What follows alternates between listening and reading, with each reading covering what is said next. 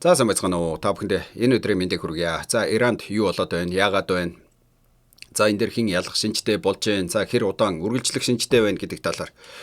За ганхуйг 360 өөрийнхөө бас нэг уншиж судалсныг. За ер нь энэ талаар би бол нэлээд сонирхдаг. За нэлээд цаг зарцуулдаг. За энийг ингээ та бүхэнтэй хуваалцъя гэдэг энэ хүү бичлэгийг хийж байна.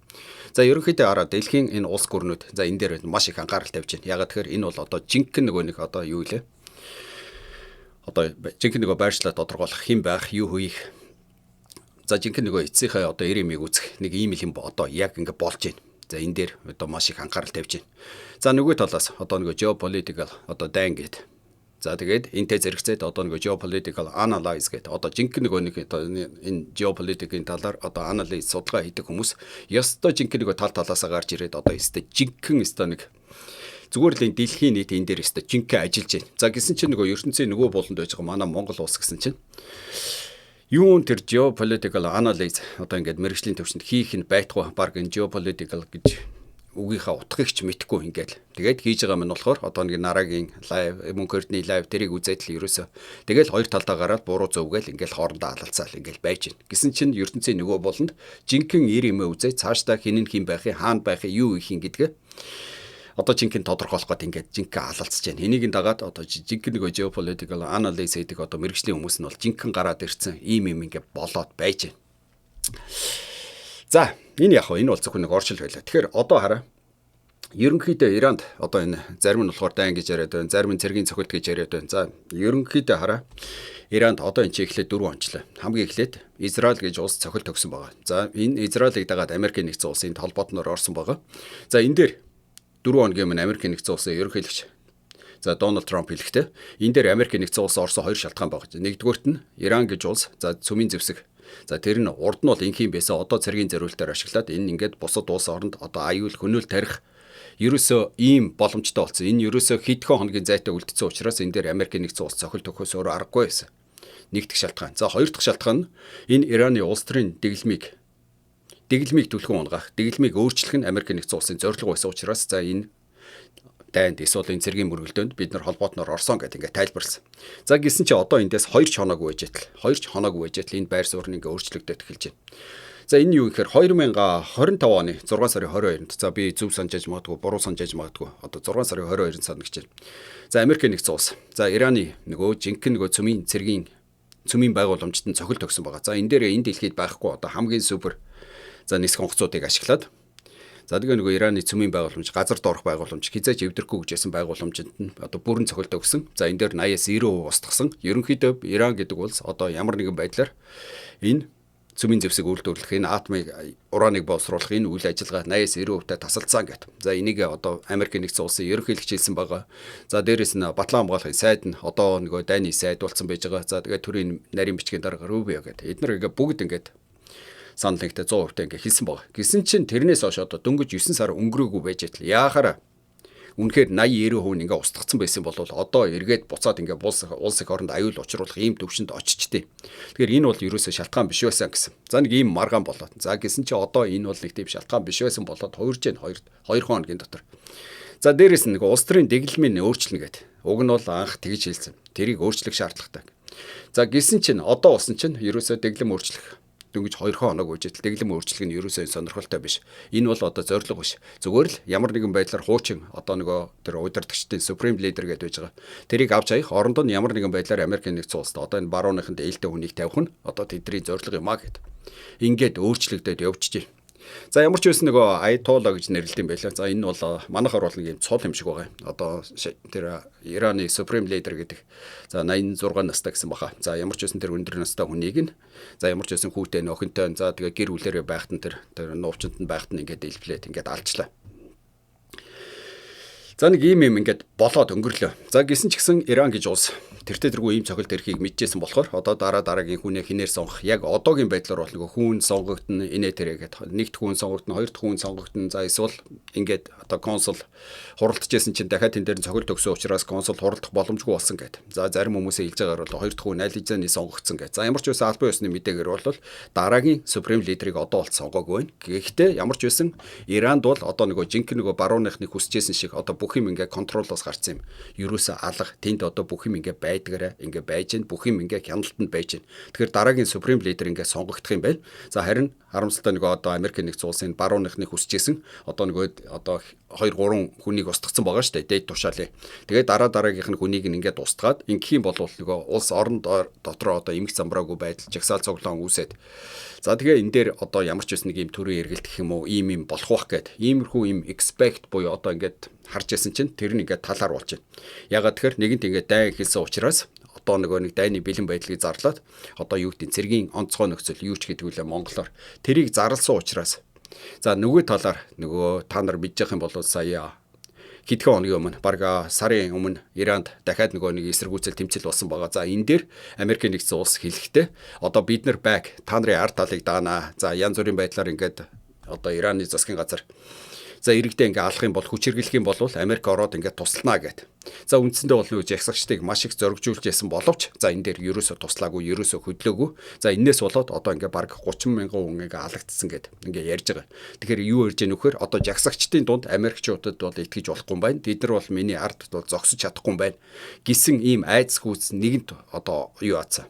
Тэгэхээр Америкийн нэгдсэн улс яг тэр тодорхой хугацаанд нь тусалж чадаагүй, тэр хүмүүст нь итгэл төрүүлж чадаагүй. Тэгээ нэгэнт ингээд оройтцсон учраас одоо бол Америкийн нэгдсэн улс за ямар ч байсан нөгөө хүсээд байсан тэр эсэргүүцэл жагсаал цуглаан болох магадлал ер нь бараг л байхгүй гэж одоо маш олон хүмүүс ярьж байна. Ягаад тэгэхээр нөгөө талаар нөгөө дайны байдал зарласан болохоор одоо нэгэнт ингээд цэргийн янз бүрийн эсэргүүцэл жагсаал ийм байх юм бол үггүйгээр зүгээр л одоо илүү тутам байхгүй устгах. Ийм бодиттой аюул үүссэн болохоор за ер нь энэ Ираны дэглэм бол ер нь бол өөрчлөгдөхгүй юм байна. За дээрэс нь тэр Supreme Leader энэ тэрийг нь аваад хусаад хайцсан ч гэсэн одоогийн байдлаар бүх юм нөгөө хяналтанд байгаа. За тэгээд дараагийнхаа үнийг сонгоод устглаа гэхэд тэр чигээр нь Ираныг тэгээд одоо бүр устгаж чадахгүй учраас за ер нь нэг иймэрхүү байдал ер нь үүсэхгүй юм байна гэсэн ийм маш олон одоо шинжээчдийн иймэрхүү юм ярьж байна. За эхний асуудал. За хоёрдугаарт Америкийн нэгдсэн улс нөгөө цэргийн хүчгээд за энэ Израиль ч гэсэн цэргийн хүчгээд за ерөнхийдөө энэ цэргийн хүч нь болохоор одоо бүр 24-р зуун одоо юу гэдэм бидний одоо ярьж байгаа бодож байгаас бүр 300-400 жилээр ингээд тасраа явцсан. 300-400 жилийн дараах баг дайнд зориулж бэлтгэсэн гэж ийм цэргийн одоо юу гэдэм сар тэнгэр энэ огторгуу тэр чигээр нь хяналтаа авсан ашигласан одоо бүр ийм супер дэйт төвшөнд ийм энд ингэ зориулж ийм дайн зориулж ингэ технологи бэлдсэн эндээ ингэ хөгжүүлсэн тийм учраас энэ нь ингэ маш үнэтэй. За гэтэл Иран гэдэг нь бол яг үнэндээ хөгжлөөрөө баг л одоо юу гэдэг зөвхөн нэг ийм одоо жинхэнэ нөгөө man power гэдэг одоо жинхэнэ нөгөө улаангараараа үүсдэг ийм төвшөнд. Тэгэхээр ийм одоо нэг ийм хүч тэнцвэргүй ийм тулаанд яг үннийг хэлэхэд одоо нэг цэрэг зэвсэгтэй нь ялах уу эсвэл одоо жинхэнэ нөгөө нэг нуувчанд байгаа улс орноо мэддэг одоо жинхэнэ нөгөө уул юу билээ өөрийнхөө орны онцлогийг мэддэг ийм улс нь ялах уу гэд. Тэгэхээр цэргийн зэвсгийн талаар ингээд нэг ярихад одоо ингээд та нараа бүгдээр мэдж байгаа бах. 2020 онд за нөгөө Ираны генерал нөгөө Сулеймани гэдэг нэг алдартай хүн байж байгаа шүү дээ тий. Тэрийг Иракийн Багдадад багтан за Америкийн нэгдсэн улс. За ингээд нэг машины цуваатай ингээд явж байхад нь одоо хурдны зам дээр гэсэн үг шүү дээ. Тэгтэн Америкийн нэгдсэн улс за устгасан байдаг. За устгахтаа байгаа бол ёстой жинхэнэ нам онсон байдаг. Өөрөөр хэлэх юм бол зөвхөн яг нөгөө нэг тэр машиныг нь нам устгасан болохоос тэр хажуудлын машиныхаа дээр инээ тэр байгууламжинд нь юусоо хүрээгүй байдаг. Тэгэхээр эндээс ингээд харахаар Америкийн нэгдсэн улсын цэргийн тоног төхөөрөмж одоо precise гэдэг байгаа. Ямар наривчлалтай. Тэгээ хамгийн гол нь хаанаас тэр бөөжин шийдсэн хаамаас ирсэн ямар уртаа ирсэн тэрийг нь хинч мэдэхгүй. Одоо дэлхийн хаа нэгэн газараас бөөжин дахиж орж ирээл устгах ёстой машинаа нам устгацсан. Нэг ийм жишээ. Тэгэхээр энэ ингээ бүр 2020 онд ингээд ийм байсан. За дээрэс нь 2024 оны за тэр чинь 4 сарын 1 миний төрсөн өдрөөр би сайн санаж байгаа. Нэг Сирд байсан. Сирийн Дамаскус гэдэг нэг хот байж байгаа. Сирийнээс Дамаскус. За тэн дээр Ираны элчин сайдын яам байж байгаа. За Ираны элчин сайдын яамтай нийлээд консулын газар нь байдаг аахгүй. Тэгсэн чи тэр консулын газар нь за яг тэр үеэр нь бас Ираны одоо цэргийн том жанжин за тэн дээр ирж таарсан. За тэгээ тэр хүнийг устгасан байдаг. За гисэн чи устсан чи Сирийн Дамаск дотор за ингээд тойроод ингээд элчин сайдын яамнууд байж байгаа. За хажууд нь Сирийн элчин сайдын яам, хажууд нь консулын газар. Тэгтэл яг тэр хүнийн тэр консулд ирж яхад нь дахиад хаанаас ч бөмбөг орж ирээ. Зөвхөн тэр консулын байрыг л газрын арчсан. Бусад хажуудлынх нь ямар ч байгууламжинд нь тэр цохилтонд ерөөсөө өртөөгүй. Тэгэхээр эндээс ингээд харахаар Америкийн нэгдсэн улсын цэргийн одоо энэ технологи ямар наривчлалтай ямар одоо бүр хинч одоо урьдчилж харах юм боломжгүй. Тэгээ ийм болсон. Энэ 2020 онд 2024 онд ийм болсон. Тэгэхээр эндээс ингээд харгуут Америкийн одоо бүр цэргийн хүч одоо бүр үнэнхээр одоо мундаг болсон. За нөгөө талаар Америкийн одоо энэ тагнуулын байгууллага гэдэг байж байгаа. За энэ нь болохоор одоо саяны зөвхөн 2 жишээн дээр ярихад одоо тэр консулын газар тэр хүнийг тэр цэргийн жанжны устгах гэж байгаа байна. За тэгээ хаавгаа тэр юунаас Иранаас Багдад дээр нь Сирийн Дамаскус дээр нь за ирэх хэрэгтэй тэр консулын газар ирнэ. Ийм замаар ирнэ. Тэдэн цагт ирнэ гэд. Тэгээ энэ бүхнийг мэдээлж ирсэн. За ямар нэгэн байдлаар тагнуул байж магадгүй гэд. Тэгэхээр энэ тагнуул байх юм бол Америкийн нэгдсэн улсын нөгөө intelligence гэдэг байгаа. Одоо манайхаар одоо юу гэдэг. Одоо тэр тагнуулын байгууллага нь одоо бүр зүгээр л ийм уртгаартай хаач хүрдэг. За Иран гэдэг чинь одоо сүүлийн бараг л 79 оноос эхлээд одоо бүр ингээ бүрэн цэрэгжсэн одоо үндсэндээ бол тэр тагнуул дээр одоо бүр мэрэгжлийн болсон. Ийм газар дотор хүртэл өөрсдийнхөө тагнуулыг ингээ байрлуулж чаддаг. Байрлуулахдаа одоо тэр хамгийн өндөр топ тушаалын генералууд нь хаана явж гэн, ямар замаар явж гэн, хаана очиж гэн, хэдэн цагт очиж гэн гэдгийг нь хүртэл тэр дотор нь ингээд орцсон. За эсвэл нөгөө талаар нөгөө сигнал гэдэг байгаа. За сигнал нь яадаг вэ гэхээр одоо хинтээ уцаар ярьж гэн. За байрал нь ямар байна, ямар машин сууж гэн. Одоо машин нь гэр орн хаана байна, хин ойрхон байна гэдгийг одоо ингээд сигналаар мэдчихэдэг. Өөрөөр хэлэх юм бол техник технологиор энэ дэлхий дээр байгаа хэнийг ч гэсэн ингээд байрлалын тогтоож идэг. За очих орох газрыг ингээд яг наривчлалтай ингээд тогтоож идэг. Тэгэхээр эндээс үндслээд хэлэхээр Америкийн нэгдсэн улсын цэргийн техник тоног төхөөрөмж за тэгээд тэр тагнуулын үйл ажиллагаа за дээрээс нь тэр сигнал одоо илүү дотоо тэр тагнуул тавих маявах дээр одоо бүр зүгээр энэ дэлхийгээс ингээд тасарсан байна гэдэг нь эндээс ингээд шууд харагдаж байгаа байхгүй. За гэтэл нөгөө талд нь Иран гэдэг нэг юм нэг за одоо бүр өрөвдөлтөй улс гэдээ одоо хэлчих болох юм уу та. За нэг Иран гэдэг нэг юм улс. За нэг тийм баян биш. За мэдээж тэр цэргийн тоног төхөөрөмж нь сайн ч гэсэн за манайхтай харьцуулахад л үнэхээр супер юм да. За гэхдээ Америкийн нэгдсэн улсын хажууд бол одоо хаанч хүрхгүй. За ийм улсын хооронд одоо ингээ мөргөлдөөн болж байна. За гисэн чи одоо Иран юу хэлж гэнэ вөхөр. За нөгөө Supreme Leader буюу Ayatollah одоо нэгэн тусдагцсан учраас. За тэгээ нөгөө муслим шашны ёсоор одоо ингээ 40 хоног манайхаар нөгөө 49 хоног гэдэг байдаг штэ. За 40 хоног дээр нь одоо жинхэнэ нөгөө мөргөдөг гинэ мөргөлийн цаг болдог гэж байна. Тэгэхээр энэ дээр ямар нэг юм хийхгүй. Тэгэхээр одоогийн байдлаар нөгөө цохил төгнө гэдэг. За энэ цохил төгч одоо баг хідэн улсууд орчоо. За энэ улсуудад цохил төгтөө зүгээр нэг юм одоо нөгөө Gulf-ийн одоо Gulf country гэж яриад байдیں۔ За манайхаар бол одоо юу гэдэг булангийн улсууд гэж юмар юм уу. За тэр улсуудад одоогийн байдлаар ингээд цохил төгс. Тэгэхдээ хаа хамаагүй улсуудад цохил төгсөн үгүй л үгүй. Зөвхөн нөгөө нэг одоо тэнд байдаг цэргийн Америкийн цэргийн баазууд байдаг. За дангаараа үйл ажиллагаа цэргийн баазууд байдаг. Тим улсуудын тэр цэргийн баазууд нь цохил төгсөн байхгүй. За тэгээ энэ дээр одоо ямар улсууд ингээд цохил төгсөн гэхээр одоо бүр доороос нэхлээд явхад Оман, за тэгээд UAE гэж байгаа нөгөө Арабын нэгдсэн Эмират улс, за Катар, за Бахрейн, за Кувейт, дээрээс нь Ирак. За тэгээ ийшлийн онгууд Израиль. За бүр юунд Сирт хүртэл ингээд цохилт өгсөн байна. За дээрээс нөгөө Ливан гэдэг улсуудад ингээд одоо нөгөө Гулфийн одоо энэ ойрогт орнцэн. За дээрээс нөгөө Сауди Араб мэдээж ирэх орж байгаа. Тэгэхээр ч одоо ингээд юу болоо явчих.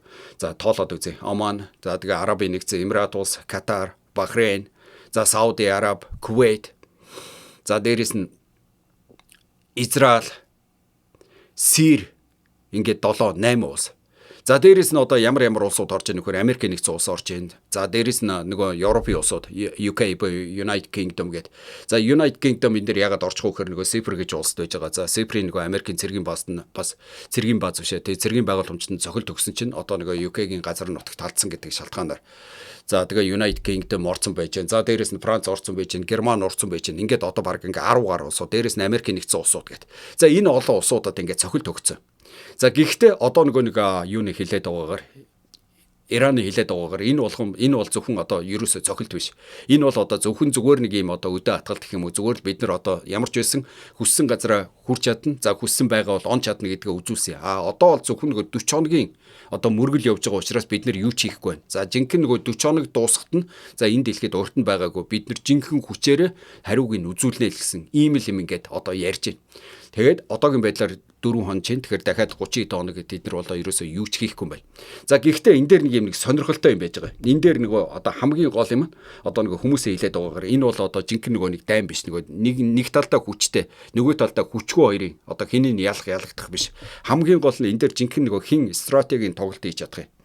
За тэгэхээр энэ дээр бол Иран бол одоо жинхэнэ нөгөө asymmetrical гэдэг warfare гэдэг одоо бүр англиар одоо мэдгүй монголоор юу гэж орчуулах юм. Тэгэхээр энэ бол одоо яг жинхэнэ ийм дайм болно. Тэгэхээр энэ дээр бол Иран яална гэсэн нэг ийм л юм ингээд яриад байна. Тэгэхээр энэ нь одоо юу гэсэн үг юм гэхээр одоо тухайлах юм бол ингээд хамгийн сүүлд түрүүн би ярьсан нөгөө Соломони гэдэг нөгөө генералыг нь Иракийн Багдадад устгацсан гэж. За дээрээс нэг Дамаскост бас дахиад нэг цэргийн жанжны устгацсан гэж. За энэ дээр нөгөө Иран одоо бид нар хариу цохилт өгнө жинхэнэ хариуг нь барина гэдэг. За хариуг нь барьсан хэдэн зуун Пучин Израиль руу нисгсэн. За гэтэл нөгөө Израиль болохоор 99%-ийг нь бид нар устгацсан гэдэг. Нөгөө бүх хуужингуудын баг 99% нь устгацсан гэдэг. За үндсэндээ бол Иран бол биднэрт бол юу ч хийж чадаагүй. Тэгээд ингээд хоёр генералаа алдчихлаа. Иран бол юу ч чадахгүй юм байна. За эндээс ингээд юм мэдгүй хүмүүс бол энэ дээр юу харж яах нөхөр Иран бол үнэхээр бүтэхгүй юм байна. Жинхэнэ нэг хариуг нь барина гэдээсэн барьж чадсангүй. Тэгээ хамгийн хэрэгтэй генералуудаа алдчихад юу ч хийж чадахгүй ингээд гүйлэг болоо явчихд юм байна гэдэг. За жирийн хүмүүс ингэж ярьж байна. За нөгөө жинхэнэ нөгөө барууныхан бол ингэж ухуулж байна. За гэтэл жинхэнэ юм мэддэг хүмүүс нь энэ дээр бол Иран жинхэнэ хариуг нь барьсан гэдэг. Жинхэнэ хохироосон гэдэг. За яаж хохирооч өгөхээр түрүүн би ярьсан хэдэн зуун Пучин илгээсэн. За тэр Пучингууд нь одоо нөгөө яриад байгаа шиг одоо фейк гэдэг ихэнхдээ нөгөө хуурамч Пучин байсан гинэ. Тэгээд хуурамч Пучин гэдэг нь одоо юу гэдэг янз бүрийн одоо дроныг хич юм уу одоо за цэргийн зориултаа янз бүрийн тесрэх дэлбэрэх зориултаа ийм дроныг хийхэд ойролцоогоор дунджаар $1000 байдаг гинэ. За гэтэл тэгээ одоо хуурамч хуйлах гээд байгаа. За тэр нь ерөөсөө $1000 үнэтэй байдаг гэж. За гэхдээ тэр нь яг ижлэхэ урттай явдаг, ижлэхэ харагддаг. За гэхдээ тэн дээр бас мэдээж эрг ялгаа байгаа. Нэг нь тесрэж дэлбэрэх бөмбөг ачаа явж байгаа. За нөгөөх нь ингээ харахад дрон юм шиг боловч мисайл гээд ардаас нь удирддаг. Тэгэхээр нөгөө нэг явуулж байгаа нийт дроных нь түрүүн хэлсэн шүү дээ баг 99% нь устгацсан. Гэхдээ 1% нь байнд хүрсэн байгаа. Тэгэхээр Иранууд юу ярьсан гэхээр зүгээр л бидний явуулсан тэр фейк одоо тэр тэдрийг бол устгацсан. За гэхдээ бидний нөгөө жинхэнэ нөгөө нэг зэвсэг ачсан одоо тэр зүгээр нэг цохилт өгөх байсан. Одоо жижиг сайжиг цохилт гэж байгаа. Зүгээр нэг юм одоо очиад байшаа устгах ч юм уу. Тэдэр нь бол байнд хүрсэн. За гэхдээ нөгөө түрүү ярьж байгаа. Одоо ингээд тийм ээ одоо хэдэн мянган дрон ингээд нисээд очингуу тэр дроныг устгах гээд одоо тэр Израилийн нөгөө цэргийн байгууламжууд агаараас хамгаалах одоо тэр цэргийн байгууламжууд байна шүү дээ. Тэр нь бүгдийг нь устгасан 99%, 100% устгасан гэдэг чинь хэдэн мянган дроныг устгасан гэсэн үг. За тэгэхээр тэр байгууламж нь болохоор аль нь нөгөө одоо жинхэнэ нөгөө нэг одоо аюултай зэвсэг ачсан аль нь фейк гэдгийг нь ерөөсө хуурамч гэдгийг нь мэдэхгүй бүгдийг л устгаж байгаа байхгүй. Гэтэл тэрийг устгах гээд нэг дроныг устгах гээд нөгөө агаараас хамгаалах системд сум илгээхэд тэр нь бүр багаар утгаад $50,000, $100,000 үнэтэй. Одоо нөгөө хөөдөг барьдаг тийм ээ. Тэгэхээр та нар ингэ бодоод үзтээ хэдэн мянган одоо нэг хуурамч одоо дроныг зүгээр л ингээд нэг аргал хөдлөлтөл тэн дээр ингээ хамгийн үнэтэй хамгийн сүүлийн үеийн нэг агаараас юу ажижсэн юм нь ажиллаад устгасан байж тээ. Тэгэхээр энэ дээр юу ярьж байгаа нөхөр тэр хэдэн мянган дроныг устгах гэж Израиль маш их одоо юу гэдэг хохирлоо амарсан. Эдийн засгийн хувьд маш их хохирлоо амарсан. Тэгэхээр яг л энэ шиг юм болно гэж байгаа. Тэгэхээр одоо юу яаж ийм нөхөр Иран гэдэг бол одоогоор бол ингээ энэ тэнд зөвхөн нэг одоо ингээд бусад одоо нэг саяны хилээд байгаа хэдэн улсууд байна шүү дээ. Гөлбэй улсууд. Тэд нар лөө одоо Америкийн цэргийн баазуудад зүгээр очиод ингээд нэг нэг тоншоод ингээд дэлбэлээл ингэж яана гэдэг нь бид нар хүссэн газараа хүрч чадна. А гэхдээ энэ нь жинхэнэ нөгөө нэг Ираны одоо жинхэнэ нэг үе олноор нь хүнийх жинхэнэ нөгөө одоо өөрсдийнх нь хилээд байгаа одоо жинхэнэ нэг ичидийг үзүүлэх тэр нь биш гэсэн үг байхгүй. Зүгээр бид нар хүрэх газараа хүрч чадна гэдгийг үзүүлчихэж байгаа. А одоо бол 40 хоногийн дараа жинхэнэ будаа болох нь л гэдэг. Тэгэхээр хаа хүрэх юу болохыг тэрийг бол ерөөсөө мэдгүй. Тэгэхээр цаашдаа юу болох вэ гэхээр Америк нэгдсэн улс одоо Израиль энийг дээр хэдийгээр хүчтэй ч гэсэн ингээд одоо хэдэн мянган ингээд дрон өдөр болгон нисгээд байхад тэр болгоныг нь ингээд амдаад устгаад. Тэгэхээр чи одоо 100% устгахгүй бол болохгүй шүү дээ. Тэгэхгүй одоо ингээд нэг эднэр хуйлах одоо яадгүй гэхээр одоо энэ Афганистанд хамгийн сүүлд Америкууд ингээд орсон. За Оросууд орсон 20 жилийн за 30 жил тэнд байсан. За эцэстээ дийлхэ болоод гарсан. Тэгэхээр яасан гэхээр Афганистанд нөгөө талибын дэглэмийг нэг арай хич нэг нураагаад унгадаг. Унгачхангуудаа өөрсдөө засгийн газрыг байгуулдаг. За тэн дээр нөхөн амаа бэлддэг өчнөө тоног төхөөрөмж байшин барилга бид асар их олон жилийн нүүр хөдөлмөр болоод амар их хөдөлмөр болоод ингээд нэг засгийн газрыг байгуулад ингээд байж л ажиллаад явж байдаг 1 жил явж байдаг 2 жил явж байдаг тэгсэн чинь нэг өдөр тэр чигээр байшингаар дэлбэлцдэг. Нөгөө нэг сургасан бүх хүмүүс нь бүгдийг алаа ичдэг. Хин алаа ичвэхээр нэг илжиг хөтөлсөн нэг зүгээр нэг юм захын нэг афган орж ирэл алаа ичдэг. Тэгэхээр яаж ийм вөхөр нэгэн тал байгуулсан юм чинь тэнд нь ингээ хүмүүстэй өдөр болгон л ингээ хэдэн мянган афган хүмүүс ирж яадаг уулзж яадаг. Эхлээд нөгөө хамгаалтын албаныхны хүн болгоны шалгаад байдаг. Сүүлдээ нөгөө өдөр болгон ирээд байдаг. Өдөр хэдэн жилээр ирээд байдаг. Сүүлдээ за нэг өдөр шалгалгүй ингээ за энэ зүгээр гээд оруулчихгонгууд л нөгөөх нь бөмбөгтэй ороод л бүгдийг дийлбэлждэг. Тэгэхээр яг л ийм юм болол тэгээд сүүлдээ дийлхэ бойлоо гараа явсан. Тэгэхээр одоо яг л энэ Иранд одоо ингээл ийм хуурамч юм. Одоо ингээд дроныг өдөр болгоно нисгээл хэдэн зуугаар нисгээл хэдэн мянгаар нисгээл тэгэл очоод тэр одоо Америкийн тэр зэргийн бааз инээ тэрээр зүгээр л явуулаад тэр болгоныг ингээд угтаад устгаад байдаг. Сүүлдээ хүн л юм чинь. За ингээд тэн дээр мөнгөнч байхгүй болно, тийм чадварч байхгүй болно. Эсвэл техникийн хувьд нэг өдөрч гацах ч юм уу. Тэгэл ингэж унтуулж байгаа л нэг л өдөр цохилт өгнө гэдэг. Тэгэхээр энийг нэг түрүүний нэг яриад байгаа asymmetric the warfare гэдэг. Тэгэхээр нэг ийм л юм болно. Тэгэхээр энд одоо энийг ингээд бүр энгийгээр тайлбарлахад одоо ингээд ийм хоёр хүн заяа ингээд одоо би одоо нэг хүнтэй дайсан. Тэгээд тэр хүн нь болохоор одоо хамгийн сүүлийн зэвсэгтэй одоо ингээд бүрэн хамгаалсан цэргийн уцтай. Одоо ямар ч баг буугаар бууцсан ч нэвтрхээргүй юм цэргийн хантаастай. Надад бол юу ч байхгүй. За тэгээд бит хоёр байдлахад нөгөөд ч намайг буудвал би өгчин. За гэхдээ яг нөгөө миний амьдрдаг одоо харанхуй jungle гэдэг одоо юу гэдэг миний амьдрдаг одоо тэр доршин дээр очиод байлдах юм бол би одоо тэр хүний чинь ямар нэгэн байдлаар өөрхийн одоо нөгөө орон нутгийн байдлаа мэдж байгаа болохоор надад ингээд давуу байдал ямар нэгэн байдлаар стратеги одоо нөгөө тоглолтыг гартаа авах юм нөхцөл үүссэн тохиолдолд тэр хэдийгээр хүчтэй ч гэсэн тэрийг ялах болцоо надад байж байгаа байхгүй. Яг тэрэн шиг Иран гэж улс өнөөдөр өөрсдийнх нь газар нутг руу довтолж байгаа учраас нэгэд орон нутгаа мэдж байгаа учраас за тэгээд хамгийн бага зардлаар нөгөө нэг одоо хүчтэй улсуудыг өмнөөс өхрүүлэх юм боломжтой гэдэг. Тэгээ эндээс ингээ үндэслээд хэлэхэд энэ бол зөвхөн цаг хугацааны асуудал. За тэгээд Иран энэ дээр ингээд ялнаа л гэсэн нэг иймэрхүү юм яриад байна.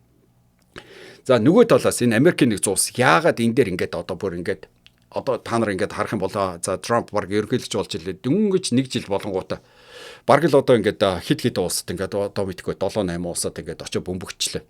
Ямар нэгэн байдлаар л ингээд нэг тогтуургүй байдал хүсээд байна. Мэдхгүй хайгаад байгаа юм уу, яагаад байгаа, юу болоод байгаа. Тэгээ энэ дээр одоо жишээлх юм бол Иранд орчлоо. За Иран гэдэг улс бол одоо бусад улсуудтайгаа харьцуулахад ингээд цэргийн өвчээр за олон жилийн туршлагаар за тэгээд хүн амын өвд ч гэсэн за тэгээд ерөөсөө энэ бол одоо ингээд маш хүчрхэг улс. Гэтэл ингээ Ирантай ингээд яагаад очиод ийм юм болчихгүй гэхээр. За энэ дээр ингээ маш олон ингээд одоо хүмүүсийн хэлж байгаа ярьж байгаа юм сонирхлууд байгаад байгаа. Тэгэхээр энэ дээр юу болж байгаа нөхөр Америкийн нэгдсэн улсад. За нэг ялгуур ерөнхийлөгч Трампийн бүгд найрамдах нам за нөгөө конгрессийн хоёр дахимт нь хоёуланд нь ялцсан. За ерөнхийлөгч нь ингээ ялцсан. За гэтэл одоо нөгөө дундын сонгуул гэ болдیں۔ Энэ 11 сард. Тэгэхээр энэ сонгуульд ямар нэгэн байдлаар ялт байгуулах.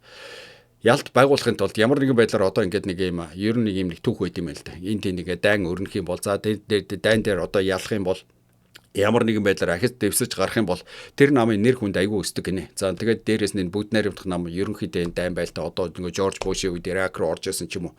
Иймэрхүү дайн байлтаа хийдэг. За тэндээсээ мэдээж ирэх хөрөнгөтнүүд нь ашиг олдог. За тэн дээр ялт байгуулж бас дараагийн сонгуул Монгол ялдаг гэд.